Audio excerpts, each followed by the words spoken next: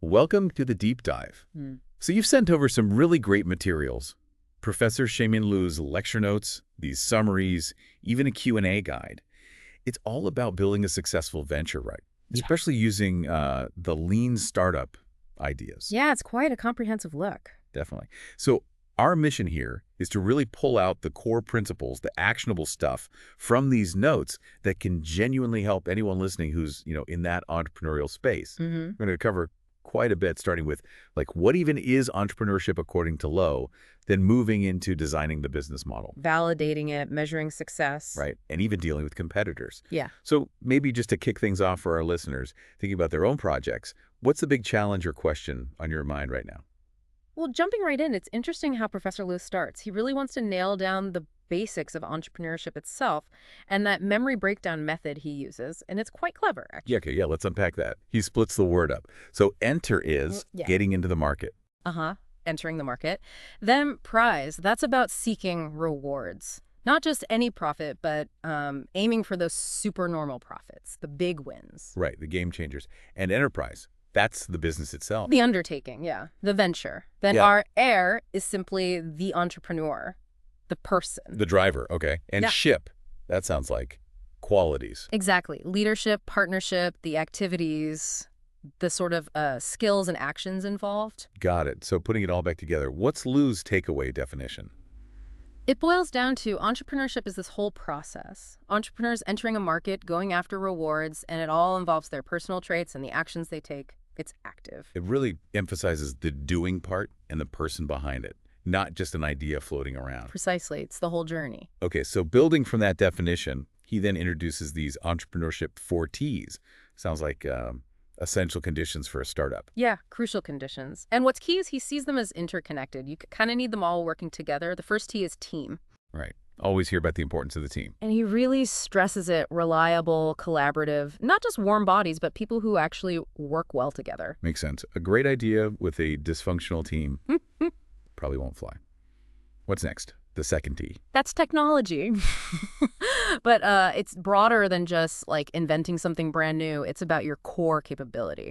So the product or service itself. Yeah. Your technical edge or unique offering. Exactly. What makes you competitive? Your foundation. Okay. Team, technology, then traction.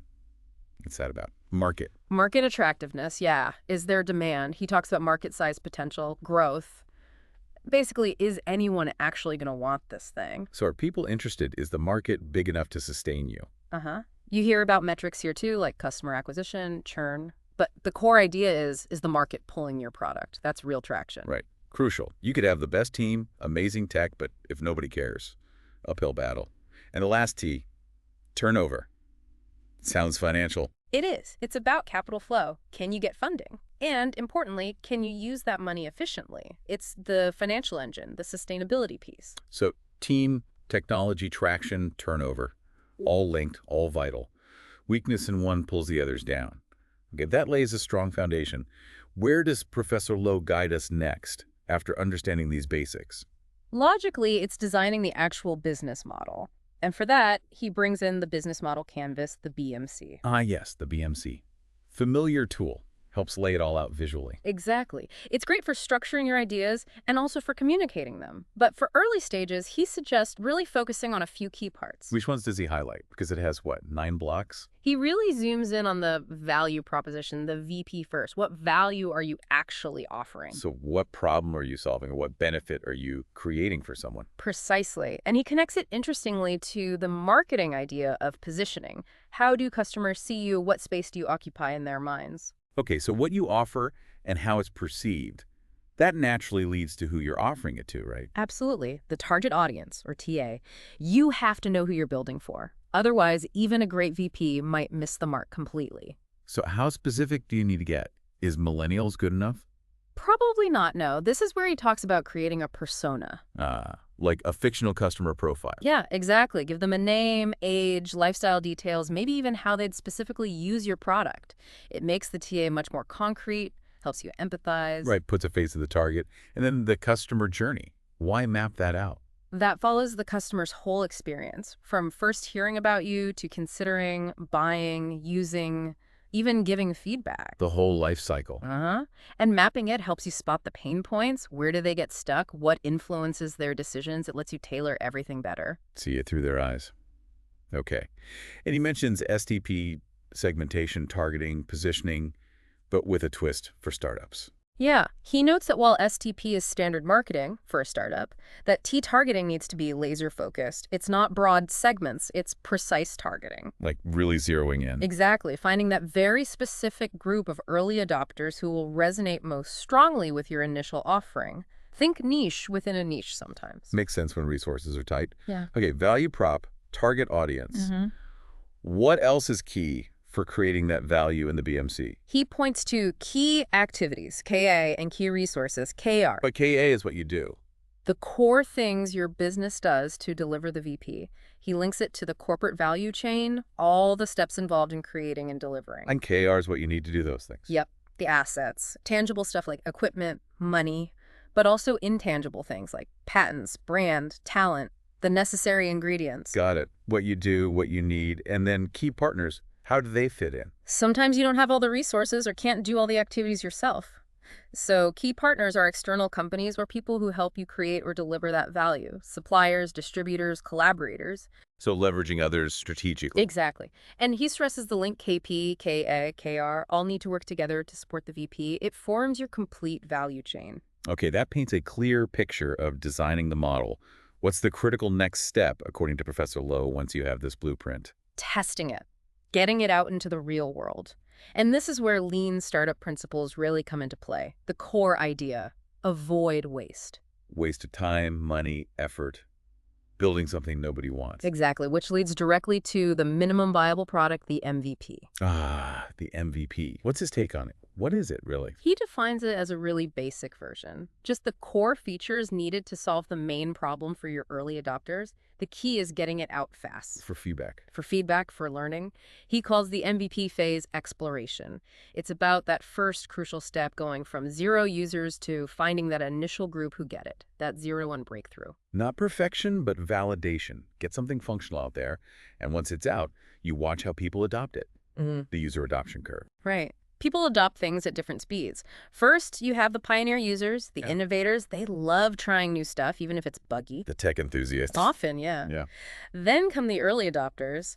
They see the potential benefit, willing to take a chance before it's mainstream. And then comes the challenge, the chasm. Ah, yes. The infamous chasm.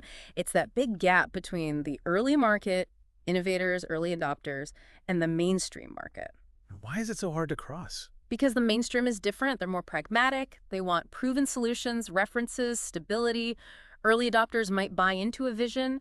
The mainstream wants a whole product that just works. Crossing it is key for scaling up. A major hurdle. But if you do cross it, if you get real traction, that's when you hit product market fit, PMF. That's the goal. PMF, as Lo defines it, is when you've clearly found a market that wants your product. You've iterated based on feedback, and now you see stable, sustainable growth.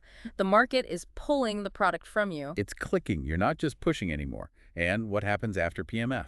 That's the shift into the exploitation phase. You've made the 0-1 leap. Now it's about scaling, going from 1 to N, growing the customer base significantly. And that might involve things like blitz scaling. It could, yeah. That super fast, aggressive growth to grab market share quickly, often prioritizing speed over efficiency. It's a high-risk, high-reward strategy once you have PMF. Okay.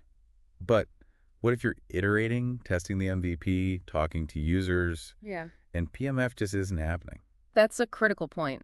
Lo says if you're genuinely not achieving PMF after significant effort, you need to consider pivoting. Changing direction. Essentially, yes, but not necessarily throwing everything away. A pivot usually means keeping some parts of your business model canvas, maybe the tech, maybe the channel, but changing others, like shifting your target audience or tweaking the value proposition. So adjusting the strategy based on what you've learned isn't working. Building on the existing foundation, but aiming differently. Exactly. It's strategic change, not starting from scratch. Vital flexibility. Hugely important. Okay, so let's say you've pivoted successfully, or maybe you hit PMS earlier. You're seeing success. How do you measure that properly? Beyond just user numbers. Right. This brings us to measurement tools. Professor Lo discusses the DuPont identity first, focusing on financial performance, specifically return on equity or ROE. ROE, how well you're using shareholders' money to make profit. Investors watch that one. They do. And DuPont breaks it down. It shows why your ROE is what it is. Is it coming from profit margin, asset turnover, or equity multiplier? Okay, break those down. Profit margin. How much profit you make per dollar of sales.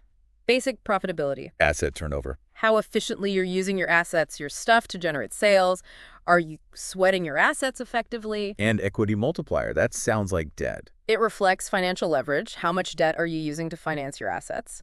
More debt can amplify returns, but also risk. So DuPont tells you if your ROE is up because you're more profitable, using assets better, or just borrowing more. Exactly. It gives you insight into the quality of the ROE, not just the number. Are you improving operations or just taking on more risk? That's really useful, a deeper financial dive. But finances aren't everything. He also talks about the balanced scorecard, right? BSC. Yes, the BSC offers a much broader view. It pushes you to look beyond just financials and consider other critical areas for long-term health. It has those 4 perspectives. Financial. Financial is one, yes. Revenue, profit, costs, the usual suspects.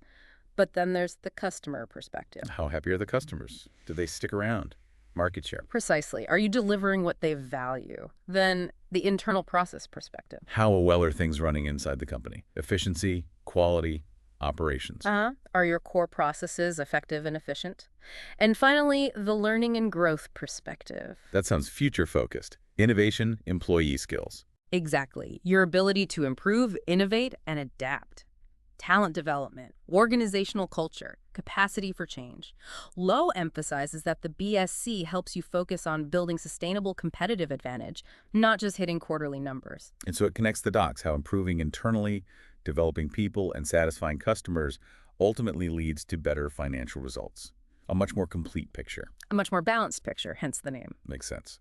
Okay, so your business is growing, you're measuring success, but you're not alone out there. What about the competition? How does Lo frame dealing with that? He introduces competitive dynamics. The key idea here is that competition isn't static. It's an ongoing interplay of actions and reactions. Like a constant chess game. Sort of, yeah. It involves both competitive moves, price cuts, grabbing market share, and potentially cooperative ones, like strategic alliances. Dynamics refers to that whole series of moves and countermoves. Okay, and what determines if a company actually responds to a competitor's move? He points to 3 factors: awareness, motivation, and capability. AMC. Awareness, do you even know they did something? Right. You have to see the move. Motivation, do you have a reason to care? Will it impact you enough to warrant a response? And capability, can you actually do something effective in response? Do you have the resources? Exactly. You need all 3 to likely see a response: knowing, caring, and being able to act. That makes intuitive sense. Yeah. Now, he also mentioned cooperation, specifically with complementers. Yes, complementers are interesting. There are other businesses whose products or services make yours more valuable when used together. Like apps for a smartphone platform. Perfect example. Or game developers for a console.